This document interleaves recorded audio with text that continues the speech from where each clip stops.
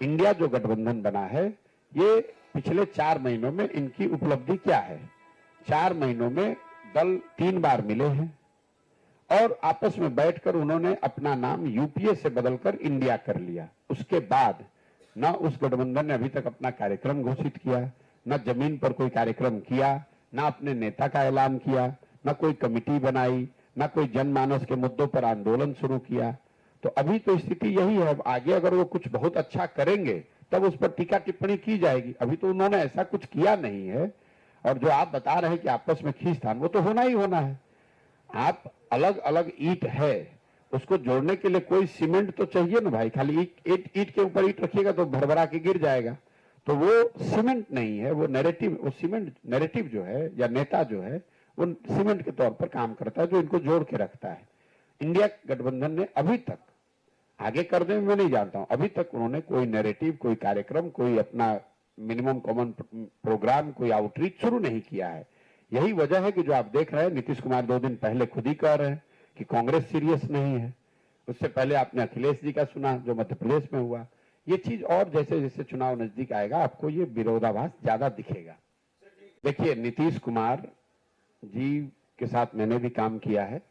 नीतीश जी की उम्र हो गई है और अगर नीतीश कुमार के वक्तव्यों को, पब्लिक वक्तव्यों को आप नजदीक से करीब से देखेंगे तो आप पाएंगे कि वो आदमी बोलना शुरू करते हैं, कुछ बोल जाते हैं कुछ और।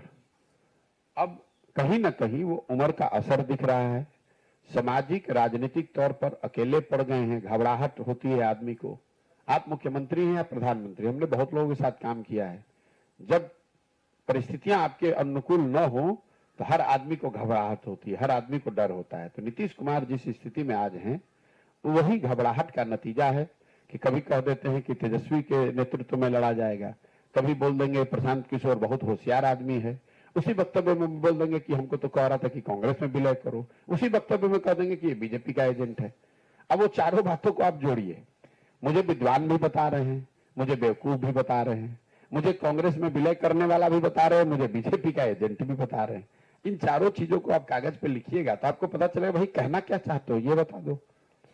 अगर मैं विद्वान हूं तो फिर मूर्ख नहीं हो सकता हूं, और अगर मैं मुझे कुछ किसी बात का ज्ञान नहीं है तो हमको आप अपना एडवाइजर बना के अपने घर में 2 बरस रखे क्यों थे मूर्ख आदमी को। अगर आपको हम कह रहे हैं कि आप कांग्रेस में अपना दल विलय कर दीजिए तो उससे तो कांग्रेस को फायदा होगा, तो फिर आप में बीजेपी का एजेंट कैसे हो गया। ये सिर्फ हमारी बात नहीं है।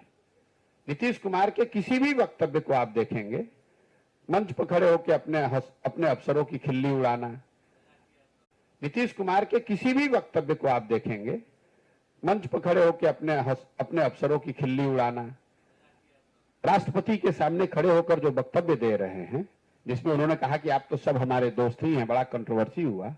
आप उस भाषण को सुनिए। राष्ट्रपति के सामने एक औपचारिक कार्यक्रम में जिस तरह से वो भाषण की डिलीवरी कर रहे हैं, ऐसा लग रहा है कि अपने घर में बैठ के भुंजा खाते हुए बात कर रहे हैं लोगों से।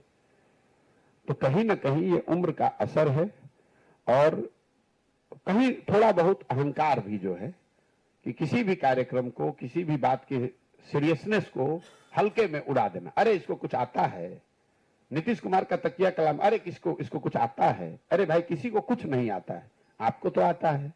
आप इस राज्य के मुखिया हैं, आप कृपा करके इसको सुधारिए। अगर आप ही को सब आता है तो फिर बिहार देश में सबसे पिछड़ा और गरीब क्यों है, ये बता दो।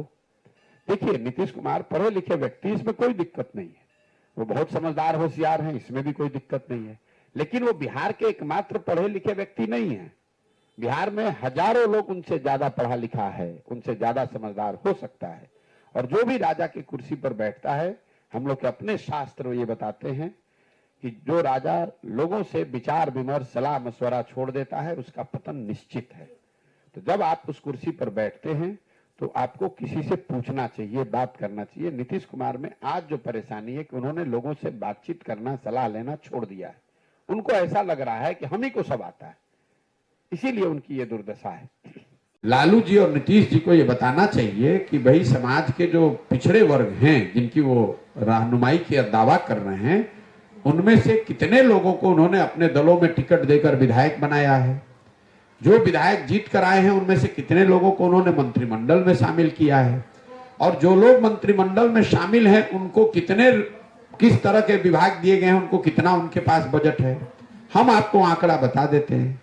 बिहार सरकार का बजट है 2,50,000 करोड़, 2,46,000 करोड़ पिछले वित्तीय वर्ष में, अभी चालू वित्तीय वर्ष में, सॉरी।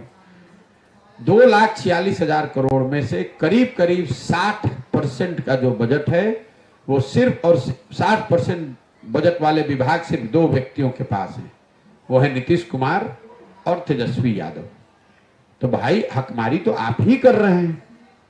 जिन वर्गों को भागीदारी नहीं मिली, तेजस्वी यादव को अपना पथ निर्माण विभाग, नीतीश कुमार को जल संसाधन विभाग, होम विभाग, स्वास्थ्य विभाग, उन वर्गों के नेताओं को, विधायकों को देना चाहिए जो इन वर्गों से आते हैं। नीतीश कुमार क्यों होम गृह मंत्री रहेंगे? गृह मंत्री आप मुसलमान को बनाइए, गृह मंत्री आप यहाँ के समाज के पिछड़े वर्ग के लोगों को बनाइए। तेजस्वी यादव क्यों पथ निर्माण मंत्री रहेंगे? भाई समाज का जो दबा कुचला वर्ग है, जिसका वो दावा करते हैं कि उनकी वो आवाज दे रहे हैं, उनको दीजिए। कौन रोक रहा है? अगर तेजस्वी यादव खुद से अल्पसंख्यक कल्याण ले ले और जो मुस्लिम मंत्री हैं, जो अल्पसंख्यक कल्याण मंत्री हैं, अगर वो गृह मंत्री हो जाएं, तो इससे कौन रोक रहा है? तो दीजिए हक, तुरंत दीजिए। तो ये आपको क्या दिखाता है? ये सर्वे और गणना इसलिए नहीं कराया गया है कि उनको हक देना है।